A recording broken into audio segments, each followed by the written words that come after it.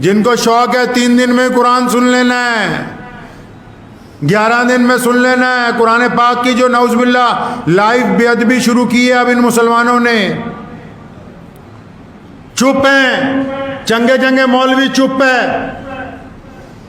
3 دن میں کون سا قرآن ضروری ہے تراویحوں میں ختم کرنا؟ حدیث پاک میں تو آیا کہ پورے رمضان نماز تراویح میں قرآن پاک سنا جانا چاہیے۔ تو یہ 3 دن میں، باقی انہوں نے 27 دن کہاں جانا ہے جی؟ اور 3 دن میں جو نالائق لوگ انتظام کرتے ہیں، اللہ کے غضب کو پکارتے ہیں رمضان کے مہینے میں، آپ ان کی حالت دیکھ لیجئے جا کے۔ امام نیت باندھتا ہے، یہ نعوذ باللہ باہر بیٹھ کے بیڑیاں پھونک رہے ہوتے ہیں۔ وہ جب 1 گھنٹے بعد کہتا ہے اللہ اکبر رکوع میں، تو دوڑ کے سارے جا کے نیت باندھ لیتے ہیں۔ ایسے بدماشوں کے چھترول پھرنی چاہیے۔ تمہیں یہ گنڈا گردی نظر نہیں آتی؟ تمہیں غیر مسلموں کی تو نظر آ جاتی کہ فلاں بندہ نعوذ باللہ قرآن پاک کی بے ادبی کر رہا ہے، فلاں نے قرآن پاک کے متعلق یہ کہہ دیا۔ یہ بدماشی نظر نہیں آ رہی؟ یہ جو 3 دن میں 11 دن میں قرآن پاک کی بے ادبی کر رہے ہیں، یہ گنڈے نظر نہیں آ رہے؟ ساری کی ساری مسجد باہر سڑک پر پھر رہی ہے، 3 صفحے کھڑی ہیں، امام سنا رہا ہے 3 دن میں قرآن ختم ہونا ہے جی، حافظ ریل آئے ہوئے ہیں جی، اللہ اکبر۔ پوچھا نہیں کبھی حضور اکرم صلی اللہ علیہ وسلم سے بھی یہ جو تماش بینی ہو رہی ہے اسلام میں، یہ اس لیے بنائی ہے مسجد؟ ہمارے یہاں بھی شہر میں ایک ہے، انہوں نے شروع کیا جی 3 دن میں قرآن پڑھنا۔ بھائی جانا کہاں ہے باقی کے 27 دن؟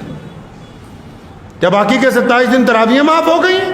اور یہ 3 دن کا قرآن ہے کہ بعد میں پیچھے کھڑے ہو کے تم بدماشی کرتے رہو اور رکوع کو وقت آ کے نیت باندھ لو۔ پھر یہ پوچھتے ہیں کہ مصیبت کیوں آئی؟ قرآن پاک کے ساتھ نعوذ باللہ گستاخی کر کے پھر جا کے پیر جی کو پوچھیں گے جی پیر جی گھر میں بڑی پریشانی ہے، کیوں آئی؟ تو کر کیا رہا ہے یہاں رمضان میں؟ پھر یہ جا کے بڑے بڑے بزرگوں کو جا کے کہتا ہے جی سر پہ ہاتھ رکھ دو ہمارے۔ وہ تو 200 سر پہ ہاتھ رکھوا لے جو نعوذ باللہ اللہ کے قرآن کی بے ادبی کرتا ہو، وہ جس نے اللہ سے دشمنی مول لے لی رمضان المبارک کے مقدس مہینے میں، وہ چاہتا ہے کہ میرے سر پہ ہاتھ کوئی مولوی رکھ دے، اس کا بیڑا پار ہو جائے۔ اسلام میں ایسے بیڑے پار نہیں ہوتے۔ رمضان کو اگر گزارنا ہوگا تو صرف اور صرف محمد الرسول اللہ صلی اللہ علیہ وسلم کے طریقے سے گزارنا ہوگا۔ کسی کا نیا ایجاد کیا ہوا طریقہ اللہ تعالیٰ کے حضور قابل قبول نہیں ہوگا۔ کان کھول کے سن لیں وہ لوگ جو چاہتے ہیں کہ رمضان کو ہم اپنے طریقے سے گزاریں گے، نہیں۔ رسول اللہ کا حکم ہے کہ نماز میں آخری پہر میں رات کے نماز پڑھو، جو تراویح کی نمازیں ہیں۔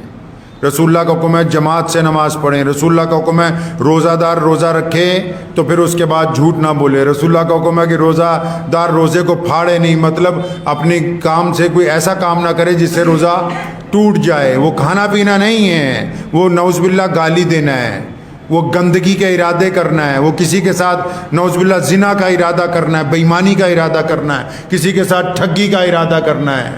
تو رمضان کس کے طریقے سے گزارنا ہے بھائی؟ پیارے نبی محمد الرسول اللہ صلی اللہ علیہ وسلم کے طریقے سے۔ دعا کیجئے کہ اللہ تعالیٰ ان باتوں پہ مجھے بھی اور آپ سب کو عمل کرنے کی توفیق عطا فرمائے۔